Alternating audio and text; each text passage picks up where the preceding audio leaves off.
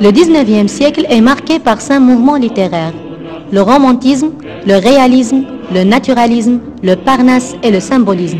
Seuls les 3 premiers ont eu une influence sur le roman, car le parnasse et le symbolisme sont des mouvements poétiques. Au début du 19e siècle, le roman fut un genre mineur, sans règles précises. Et de ce fait, Madame de Staël, 1766-1817, ne le mentionne même pas dans son ouvrage de la littérature, sauf quelques pages sur le roman anglais. Mais plus tard, le roman devient un genre dominant. Ce que nous essayerons de présenter donc, c'est l'évolution du roman au cours du 19e siècle.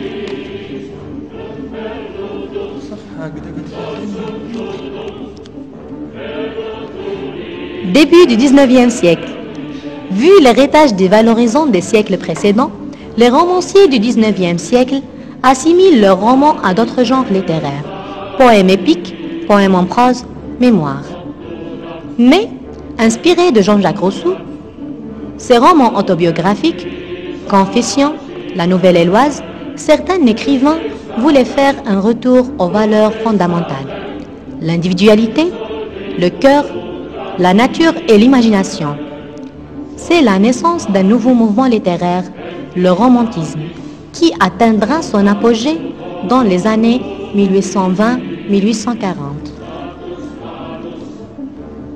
Le roman romantique. On a premièrement le roman autobiographique. Le roman de cette période est une transposition littéraire d'une histoire personnelle en histoire fictive. L'écrivain romantique, comme Stendhal a déjà dit, attache une importance aux détails, aux petits vrais, d'une passion sur une situation de la vie. L'auteur affirme sa présence par le biais autobiographique. On a par exemple René 1802 avec son roman de Chateaubriand, Adolphe en 1806 de Benjamin Constant, qui représente une transposition littéraire d'une expérience personnelle, le récit d'un amour vécu. Deuxièmement, le roman historique.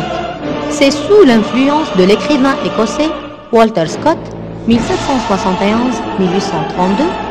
qu'apparaissent entre les années 1815 et 1840 des romans historiques tels que Saint-Mars 1826 de Alfred Vigny, Les Chouans 1829 de Balzac et Notre-Dame de Paris 1831 de Victor Hugo. Troisièmement, le roman feuilleton. Plus tard, une nouvelle tendance s'est créée. Il s'agit de romans feuilletons publiés en épisodes dans les journaux. Celui-ci intéressait un immense public. Les romans feuilletons les plus célèbres de l'époque étaient L'Illusion perdue 1837 de Balzac, Les Mystères de Paris 1842 de Gensu et Le Maupassant de Bellamy de Goy.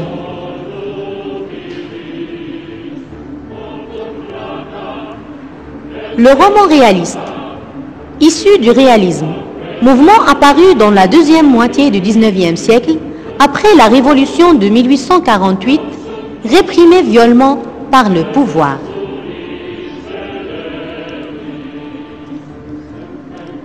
La chute des idées romantiques a engendré un projet réaliste qui consiste à tout montrer. La description de la société devient la préoccupation de la plupart des écrivains qui dénoncent ce qui n'y va pas. L'écrivain réaliste préfère donc le réel, et par conséquent, l'objectivité à la subjectivité. Il s'efforce de donner une image fidèle de la réalité, et pour y parvenir, il doit s'appuyer sur une étude minutieuse de la société et sur une documentation précise. La géographie des lieux devient de plus en plus familière au lecteur. Les personnages fictifs rencontrent des personnages réels et les héros choisis sont issus des milieux modestes.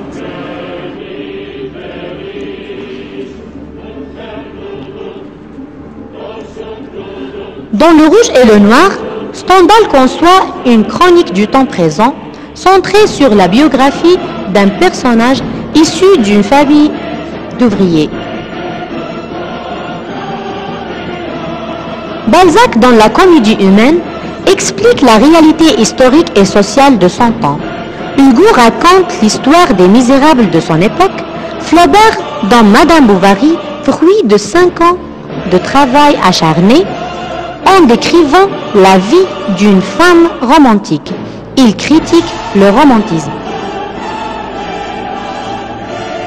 Le roman naturaliste.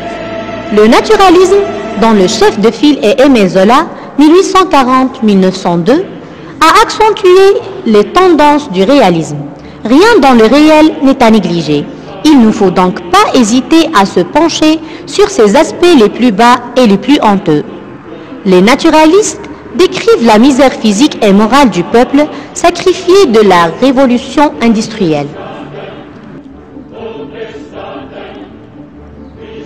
Suite au processus d'industrialisation qui a bouleversé la France et influencé par la publication de l'Introduction à la science expérimentale 1865 de Claude Bernard, les écrivains naturalistes voulaient procéder selon la méthode expérimentale, l'observation minutieuse du réel, l'écriture du roman et l'expérimentation qui montre les mécanismes et les processus du réel.